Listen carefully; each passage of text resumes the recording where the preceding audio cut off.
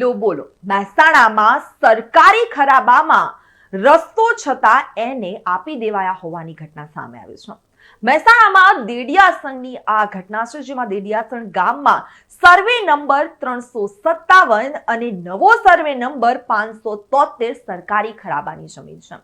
સરકારી ખરાબામાં આ રસ્તો છતાં પણ 7 સોસાયટીની એને આપી દેવાયા હોવાની આ જે ઘટના છે તે સામે આવી છે। બિલ્ડરોએ સરકારી ખરાબામાં રસ્તો બનાવ્યો અને તેની જાણ એને આપતી વખતે તંત્રને નહીં કરી હોય। કદાચ એવા પણ પ્રશ્નો ઊભા થયા છે અને હવે આ મામલે જાગૃત નાગરિકો દ્વારા લેન્ડ ગ્રેબિંગ અને સરકારી પડતર દબાવવાનો આરોપ મૂકતી ફરિયાદ કરતા જ મકાન ખરીદનાર લોકો મુશ્કેલીમાં મુકાઈ જવા પામ્યા છે। બિલ્ડરે કહ્યું કે રસ્તો હતો એટલે અમે જમીન ખરીદી સ્કીમ મૂકી હતી। તંત્રએ એને આપ્યું અને સ્કીમ મૂકવામાં આવી છે। તંત્રએ સરકારી ખરાબામાં રસ્તો હતો તો પછી એને જ કેમ આપ્યું? એવા પ્રશ્નો હાલ ઊભા થવા પામ્યા છે। સર્વે નંબરો વાળા દેડિયાસણના રહીશોએ અમને એવી જાણકારી કરી કે ભાઈ અમારી જમીન બી તમે એક વધારે પૈસા આપીને અમારા પાસેથી ખરીદી લો, નહીં તો ચાલશે નહીં, અમે તમને હેરાન કરીશું।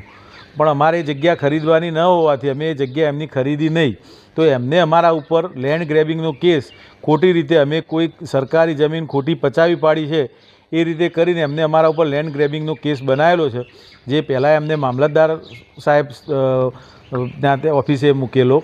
ત્યાં મામલતદાર સાહેબને અમે રૂબરૂ બોલાવીને ડીએલઆરના અધિકારીઓની હાજરીમાં જમીનની માપણી કરીને કે ભાઈ અમારી કોઈ જમીનમાં દબાણ નથી, એ પ્રમાણે મામલતદારમાં આ કેસ પૂર્ણ થયેલો હતો।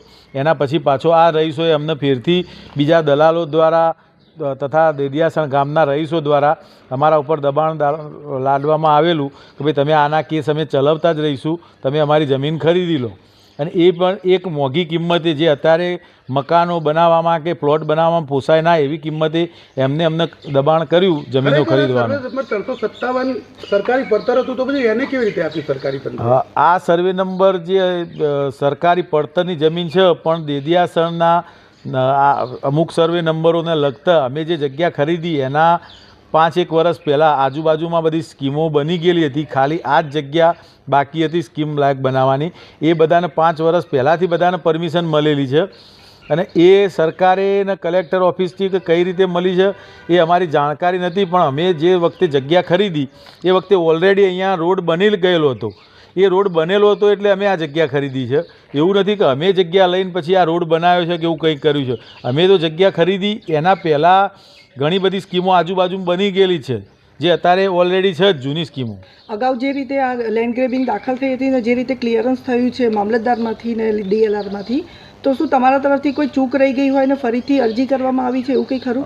એટલે આમાં પહેલાં જે મામલતદારમાં કેસ અમારા વિરુદ્ધ મૂકવામાં આવ્યો એ વખતે અમે જે મુદતે મામલતદાર સાહેબને મળી અને અમે એવી અરજી કરી કે મામલતદાર સાહેબ તમે ડીએલઆરમાં એક અમે અરજી ફેરથી અમે બી કરીએ છીએ અને તમે બી કરો કે ભાઈ ફેરથી આ જમીનની માપણી કરવામાં આવે।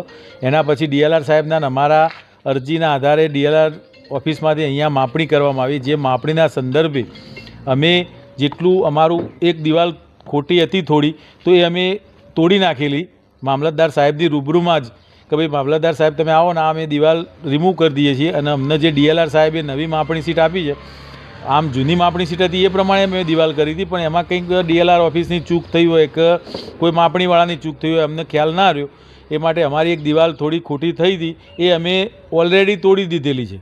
તરુણ પ્રજાપતિ સાથે ચક્રવાત ન્યૂઝ, મહેસાણા।